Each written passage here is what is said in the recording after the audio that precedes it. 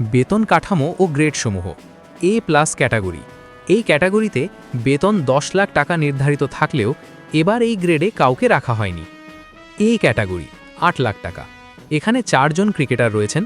3 ফরম্যাটের অধিনায়ক Najmul Hossain Shanto test, Mehedi Hasan Miraz one day, Liton Das টি20 এবং পেসার তাসকিন আহমেদ।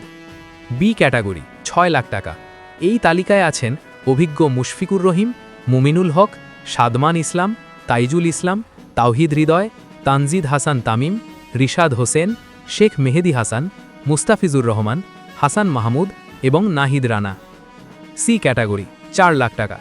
এখানে জায়গা পেয়েছেন সৌম্য সরকার, জাকের আলী অনিক, শরীফুল ইসলাম, তানজিম হাসান সাকিব, নাসুম আহমেদ এবং সৈয়দ খালেদ আহমেদ। ডি ক্যাটাগরি 2 লাখ টাকা। এই সর্বনিম্ন গ্রেডে আছেন সাইফ হাসান, পারভেজ হোসেন ইমন, তানভীর ইসলাম, নাইম হাসান, হাসান মুরাদ, শামীম পাটোয়ারি এবং নুরুল হাসান সোহান।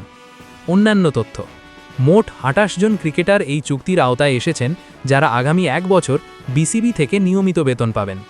বেতন ছাড়াও ক্রিকেটাররা প্রতিটি ম্যাচের জন্য আলাদা ম্যাচ ফি এবং অন্যান্য সুযোগ সুবিধা পাবেন।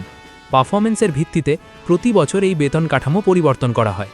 ভালো করলে বেতন বাড়ে এবং খারাপ করলে তালিকা থেকে বাদ পড়ার সম্ভাবনা থাকে।